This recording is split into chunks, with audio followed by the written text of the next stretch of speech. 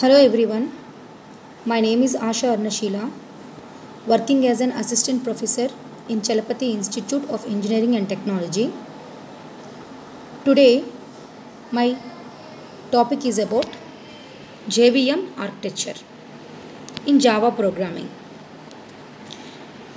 Here, the Java is a programming language originally developed by James Gosling at Sun Microsystems. The language derives much of its syntax from C and C++, but has a simpler object model and fewer level facilities. Java applications are typically compiled to bytecode, that is nothing but a class file, that can run on Java virtual machine regardless of computer architecture. So here we are discussing about the JVM architecture. Here the JVM means Java Virtual Machine. Whenever we are compiling the Java file, that file will generate a class file. That class file is nothing but it is a bytecode. That bytecode can be run in any computer architecture regardless of JVM.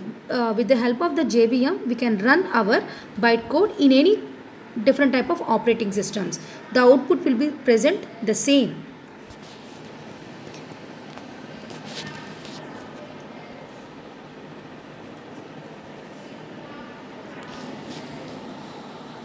Now, here what is JVM? JVM means Java Virtual Machine.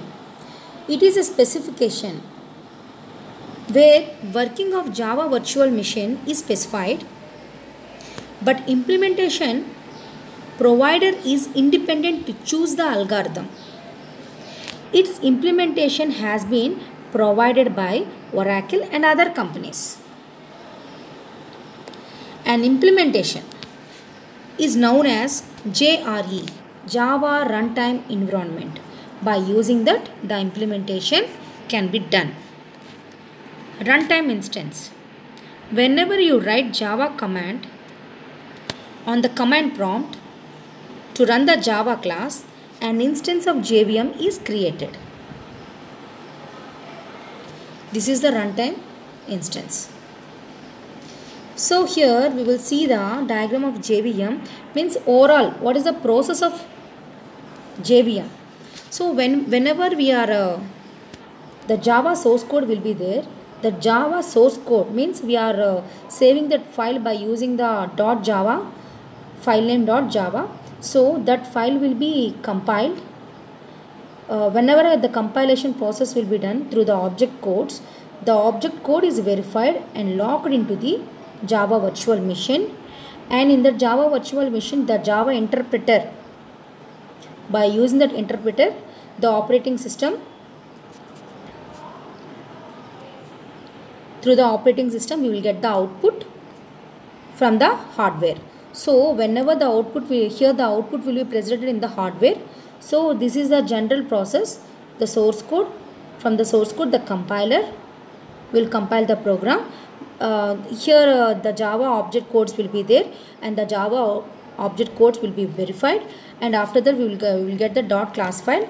That .class file will be run through the Java virtual machine in any operating system, and the output will be produced in the hardware.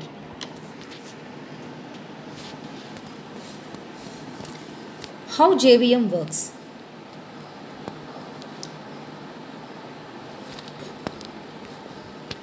JVM acts as a runtime engine to run Java applications. JVM is the one that actually calls the main method present in Java code. JVM is a part of JRE, Java Runtime Environment.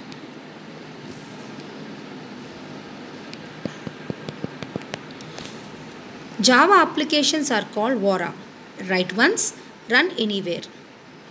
This means a programmer can develop Java code on one system and accept it to run on another Java enabled system without any adjustment. This is all possible of JVM. When we compile a .java file, the .class files with the same class name present in .java file are generated by the Java compiler. The .class file goes into various steps when we run it. These steps together describes the whole JVM. So this is the architecture of the JVM.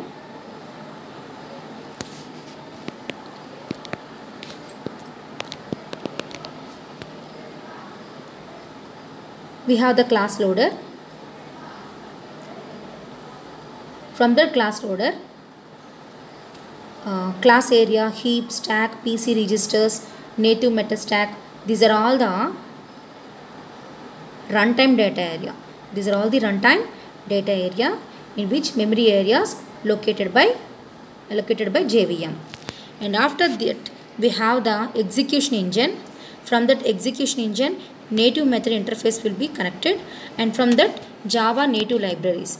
This is the general overall architecture of the JVM. Here in the JVM architecture we have the three subsystems are there mainly. What are they? Class loader subsystem, runtime data area, and the execution engine.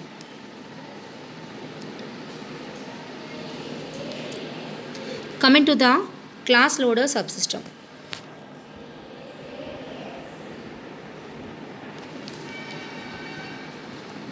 Class loader is a subsystem of JVM which is used to load class files.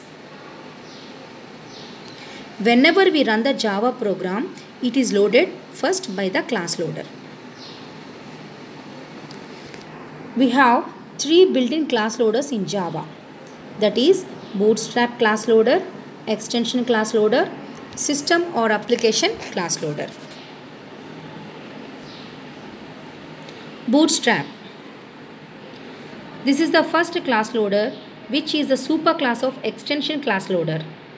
It loads the rt.jar file which contain all class files of Java standard edition like java.lang.package classes, java.net package classes, java.util package classes, java.io package classes, and java.sql package classes, etc. These are the different type of package classes will be loaded first.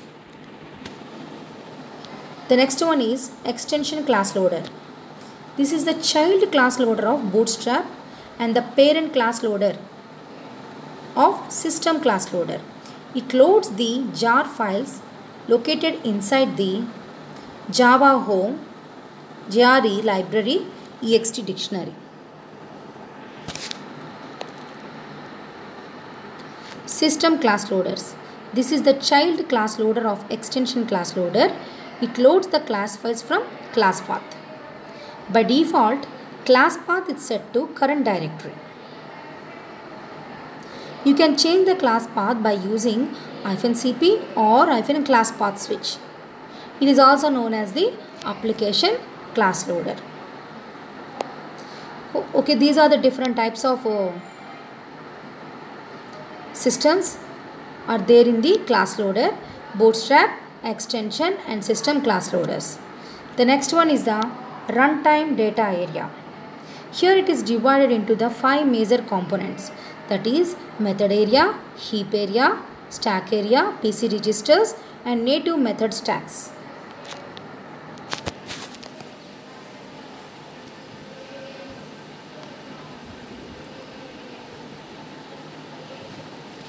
Method area. All the class level data will be stored here, including static variables. There is only one method area per JVM and it is a shared resource.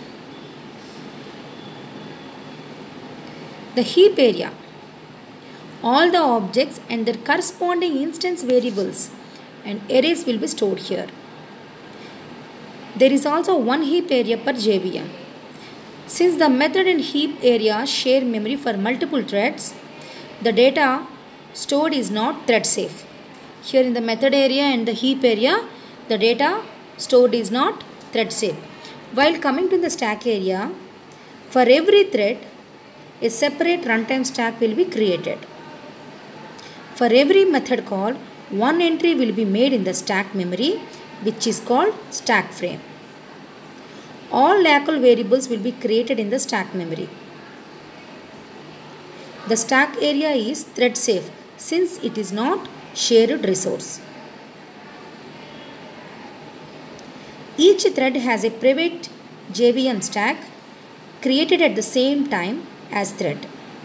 A new frame is created each time a thread is invoked. And a frame is destroyed when its method invocation completes. This is the stack area. Next one, PC registers. PC is nothing but program counter registers. Each thread will have separate PC registers to hold the address of current execution instruction. Once the instruction is executed, the PC register will be updated with the next instruction. Next one, native method stack. Native method stack hold native method information. For every thread, a separate native method stack will be created. These are the runtime data area. Next, coming to the execution engine.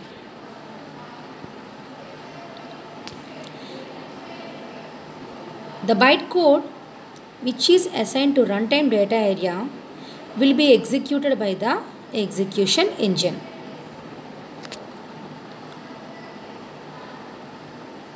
The execution engine reads the bytecode and executes it piece by piece. So here in the execution engine, it contains the virtual processor, interpreter, just-in-time compiler, garbage collector. Virtual processor. Here the virtual processor means the processor which is used to compile the bytecode program. We are using the JVM, right? So that is the virtual processor. And the interpreter, it reads bytecode stream, then executes the instructions. The interpreter interprets the bytecode faster but executes slowly. The disadvantage of the interpreter is that when one method is called multiple times, every time a new interpretation is created. Or here means the disadvantage means one method is called the multiple times, every time a new interpretation is required. Just-in-time compiler we can call as an JIT. It is used to improve the performance. It compiles parts of the bytecode that have similar functionality at the same time, and also reduces the amount of time needed for compilation. Here the term compiler refers to the translator from the instruction set of a Java virtual machine to the instruction set of a specific CPU. The next one is garbage collector. It collects and removes unreferenced objects. Garbage collection can be triggered by calling system.gc. It is a function system.gc, but the execution is not guaranteed. Garbage collection of the JVM collects the objects that are created. This is the execution engine. Next one is Java native interface.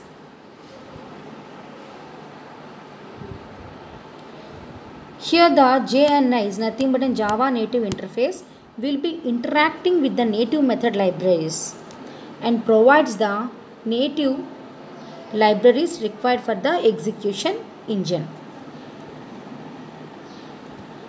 The next one is native method libraries. This is the collection of the native libraries which is required for the execution engine.